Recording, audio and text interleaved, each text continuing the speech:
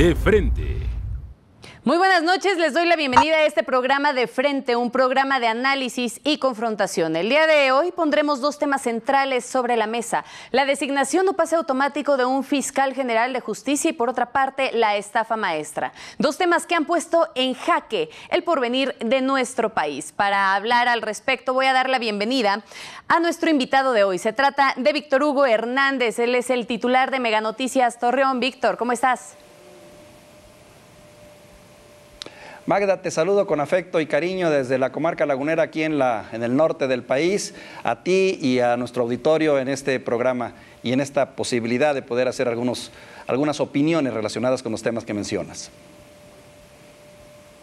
Los dos temas que acabamos de mencionar tendrán que desarrollarse a través de 5 preguntas, 5 cuestionamientos básicos para los que Víctor solamente tendrá 3 minutos para fijar postura. Vamos a comenzar. ¿Pase automático o no por parte del fiscal general de justicia? Está claro, Magda, que ya no procedió el pase automático, un concepto técnico que de alguna manera se iba a imponer y que representaba mucho desde la perspectiva política. Definamos primero un poquito cómo entendemos este pase automático, que era la factibilidad que daba el artículo 102, o que da el artículo 102 de la Constitución y su régimen transitorio, para que el actual titular de la Procuraduría General de la República pudiese de manera automática pasar a ocupar la Fiscalía General de la República, la primera Fiscalía General de la República.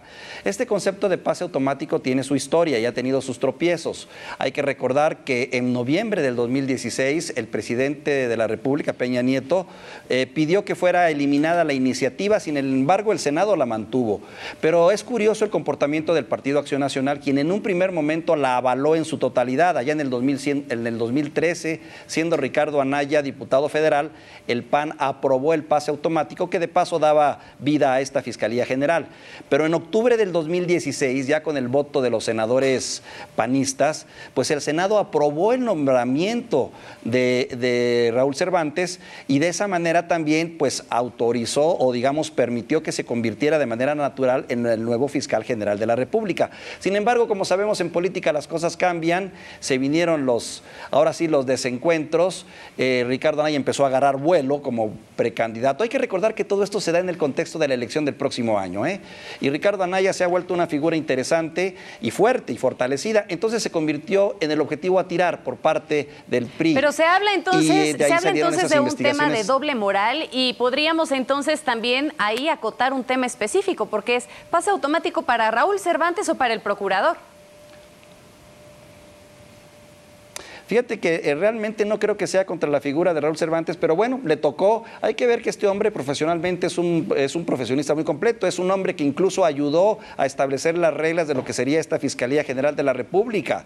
Sin embargo, bueno, pues se atravesó en el camino de la elección.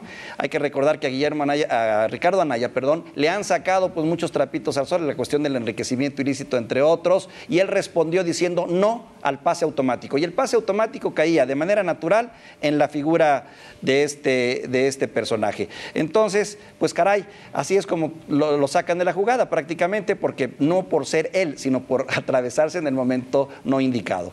Ahora, hay que ver que detrás de esto, vuelvo al punto, vuelve la conformación de lo que son pues nuevas alianzas, como la que se acaba de anunciar formalmente entre el Partido Acción Nacional, PRD, y Movimiento Ciudadano. En fin, política pura. Yo dudo de sus sobresalientes cualidades, para empezar, y es que eso nos llevaría a un tema más. ¿Realmente Raúl Cervantes tendría la calidad moral para ocupar esta Fiscalía General de Justicia? Calidad moral, vaya concepto tan de veras que tenemos atravesado en este momento, porque la clase política, la clase actual se ha encargado de minimizarla, reducirla al cinismo y al desdén. Calidad moral, tan tremendamente valioso el concepto como el valor. Sin embargo, hay que reconocer que pues solo un pequeño grupo reducto de sociedad civil organizada se ha encargado de mantener esa pequeña flama como una esperanza y como una necesidad para nuestra clase política. Le ha costado trabajo a la clase política entender lo que es el concepto de calidad moral, y la han reducido a lo mínimo. Hoy está claro que no solo el titular de esta fiscalía, sino cualquier funcionario público debe de tener una probada calidad moral. Pero ¿cómo entender esto de la calidad moral? Mira, yo sinceramente más me abocaría a los resultados. Yo en el desempeño profesional de este personaje, que va un poco ligado también a la calidad moral, encontraría respuesta a la pregunta. Hay que recordar que Cervantes, como titular de la PGR, no pudo evitar el escándalo de la detención del exfiscal de Nayarit, por ejemplo, ¿te acuerdas? Edgar Beitia, allá en Estados Unidos en marzo. Como tampoco inició ninguna investigación, como era de esperarse, contra el gobernador Roberto Sandoval, cuando a todas luces estaba involucrado. O también el endeble y extraño caso del gobernador de Veracruz, en una muy sospechosa entrega que para mí fue pactada, agregándole el problemón también de lo que significó la señora Karime, esa señora con derecho a la abundancia, que ahora vive tranquilamente en Gran Bretaña, a pesar de que se sabe espérame, formó parte porque de toda esta realmente maraña el tema va más problemas. allá, no nada más tiene que ver con una situación, no nada más tiene que ver con una situación como tal de su trayectoria política y del desempeño que ha tenido como procurador. ¿Cómo se puede hablar de calidad moral de una persona que va de impuestos por el pago de un Ferrari? No podemos decir que una persona con todo esto es una persona con calidad moral, mucho menos cuando, hablando de trayectoria, como tú lo estás enunciando, vemos el tema del caso Ayotzinapa, un caso en donde finalmente no se ha podido dar una respuesta concreta a los padres de familia de todos estos chavos, de qué pasó con ellos, de en dónde quedaron sus cuerpos. Sí, estoy de acuerdo en ese sentido. Bueno, debo decirte que la respuesta de él fue que fue un error administrativo el caso del Ferrari, ¿verdad? Bueno, pues esa es la respuesta que él dio. Como también la lentitud para reaccionar en el caso de Ayotzinapa. No han sabido responder, no han sabido contestar. Y es ahí donde digamos, se implica lo que es la calidad moral, como también los resultados profesionales. Hay una larga lista de exgobernadores que están supuestamente en capilla y que no han sido investigados, que al menos no han pasado por la PGR. ¿Cuántos casos no están frenados y que a todas luces no se ve una reacción positiva que lo avale con la calidad moral? Oye, el último caso de Lozoya, en el caso de Odebrecht, donde a todas luces también se ve que le facilitó el expediente para que pudiera contestar la rueda de prensa y negar que estuviese involucrado este personaje en ese escandaloso caso de Odebrecht. Bueno, son Se te acabó el tiempo, sí, Víctor. La pregunta entonces es, ¿qué tipo de fiscal necesita México? Qué buena pregunta, y bueno, es una pregunta que por suerte nosotros como periodistas pues nos atenemos a lo que están haciendo esos reductos de la sociedad civil organizada. Mira, ellos lo proponen y yo considero que es válido. Ante todo, con todo, es que esté ajeno a las estructuras políticas actuales, que no dependa en amistad, que no dependa en compadrazgo, que no esté relacionado con partidos políticos. Hay un grupo que a mí me llama la atención, que es el de Por una Fiscalía que Sirva, que agrupa por lo menos a 200 organismos de sociedad civil que han tratado de hacer un dictamen ciudadano sobre qué características podría tener el fiscal. Entre otras, y yo coincido, el no estar registrado o no haber estado registrado como candidato ni haber desempeñado un cargo alguno de elección popular en los últimos 4 años. El no haberse desempeñado al servicio de un partido, cargo de dirección o de representación nacional o estatal. Reducir el cargo, 9 años es una barbaridad, 6 años también lo es, pero bueno, 6 años es más un lapso que se pueda manejar, y sobre todo insistir en que sea un genuino representante de la sociedad civil, emanado, surgido de una propuesta ciudadana que garantice esa probidad, esa calidad moral, esa transparencia, pero sobre todo que esté claramente apartado de los intereses de algún político, de algún grupo, de algún partido político, en fin. Esas son algunas de las características que debería de tener nuestro nuevo fiscal. Si finalmente termina siendo propuesto por el propio presidente de la República, entonces no estamos hablando de que sea un fiscal que esté totalmente independiente o que no tenga nexos con el partido que esté en el poder en ese momento. Evidentemente, yo creo que, pues bueno, el presidente podrá llevar mano en cuanto a la selección de alguna terna, como también el Senado, que tendría que proponer y elegir. Finalmente son nuestras estructuras políticas y pienso que no las podemos hacer a un lado, pero la clave está en que surja realmente de un comité o de un grupo, pero que sea ciudadanizado. Esa es la garantía de que realmente no dependerá o estará al servicio, o lo que ahora se sospecha del fiscal carnal, ¿no? Que se dice, ¿por qué fiscal carnal? Pues porque le va a proteger las espaldas al presidente o a los funcionarios que estuvieron con él, y ese es el temor. Esto se repite en los estados, ¿eh? Debo decirte que Coahuila también está viviendo ese drama de un fiscal impuesto por un gobernador y que la sociedad organizada no quiere. Y además, el tema realmente de la Fiscalía termina siendo delicado por los dos brazos que conformarán esta Fiscalía, que por uno es la Fiscalía contra los delitos electorales y por otro la Fiscalía Anticorrupción. Y aquí vale la pena hacer énfasis en algo, Víctor, que quien esté en su momento como fiscal general de justicia va a determinar también quiénes van a ocupar estas fiscalías. Realmente se requiere de una persona con calidad moral y total y absolutamente independiente a estos temas centrales y a un vínculo, ya sea con el presidente o con los partidos políticos. Un tema que también nos ocupa es la estafa maestra, este desvío por 7.670 millones de pesos a empresas, que muchas de ellas realmente eran empresas fantasma. ¿Qué puedes decir al respecto de esto, Víctor? La corrupción es el cáncer de México. Bueno, eso no lo decimos nosotros, no es nuevo. El tema de la corrupción realmente se ha venido a sentar, sobre todo en esta administración. No pasa una semana, no pasa un mes sin que sepamos de algún nuevo caso de corrupción. Por cierto, déjame decirte, hay que felicitar el trabajo de este estupendo grupo, este equipo que trabaja a través de las redes de Animal Político, que junto con Mexicanos contra la Corrupción y la Impunidad lograron y dieron un gran acierto al seguir. Tengo entendido que también la revista Proceso estuvo detrás de esto, pero fueron dando un seguimiento formal a este escandaloso caso que demuestra la existencia de las empresas fantasmas utilizadas ahora desde las instancias federales.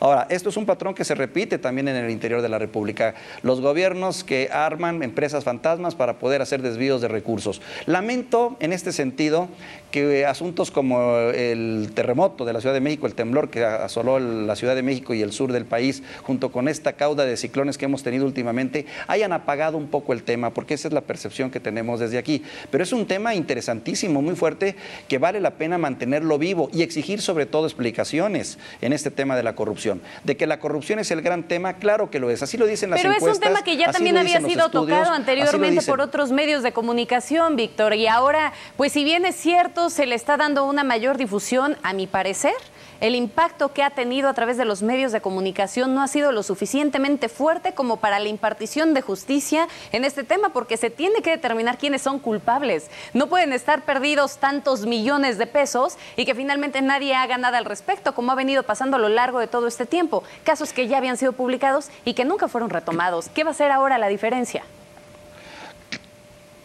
Claro, hay que recordar que también a veces hay cierto egoísmo en el gremio y cierta falta de, digamos, sentido social, porque somos muy dados luego a que lo que nuestra competencia publica yo no lo tomo porque no es mi tema. Cuando aquí deberían de cerrar filas y ser más responsables otros medios de comunicación, sobre todo los grandes medios de comunicación, los grupos de periódicos, los grupos, en fin, formales. ¿Por qué? Porque ya incluso la crítica es de fuera. Acabamos de ver una entrevista estupenda que se le hizo a uno de los promotores o a uno de los investigadores de Animal Político, y donde la entrevistadora, una entrevistadora alemana, allá en Alemania, le decía, ¿cómo es posible que los grandes medios no hayan tomado este tema de la gran estafa y que se hayan quedado callados? Bueno, un poquito de egoísmo, pero también podría haber aquí intereses muy marcados, ¿no? Sin embargo, es un gran trabajo que se viene a sumar, pues, ¿qué? A la larga lista de temas, hombre, la Casa Blanca, la casa de los exsecretarios, las constructoras amigas, el caso de Odebrecht, los líderes sindicales, lo que ha pasado en Pemex, en fin, donde como decía un amigo periodista, donde toque sale la pus. Y eso es lo que está pasando en esta administración. Ahora, Peña Nieto, yo creo que ese es uno de sus principales problemas. Se acaba el tiempo, Víctor, y entonces el tema central es si con esta publicación de Animal Político, y de Mexicanos contra la Corrupción, ¿se está consolidando la impunidad o la impunidad viene consolidada desde hace mucho tiempo atrás? Mira, yo no diría que se está consolidando. Hay un riesgo muy alto de que si, por ejemplo, se pudiesen dar, volvemos al tema inicial, si se hubiese dado la consolidación de este fiscal carnal, indudablemente te diría que sí se está consolidando la impunidad. Sin embargo, soy optimista porque la presencia, la presión de estas organizaciones no gubernamentales, civiles, de la sociedad preocupada, han logrado frenar este tipo de acciones, como también se está haciendo la lucha en los estados por frenar imposiciones que vengan del gobierno. Por eso soy optimista. Gracias a este tipo de combates podemos decir que la impunidad no ha llegado para quedarse, que existe una esperanza de que artículos como el que vimos de la gran estafa de Animal Político y otras tantas investigaciones, hombre, te hablan de una esperanza, te hablan de la posibilidad de que este país pudiese cambiar y de que tomemos conciencia de que estamos ocupando los primerísimos lugares en materia de corrupción.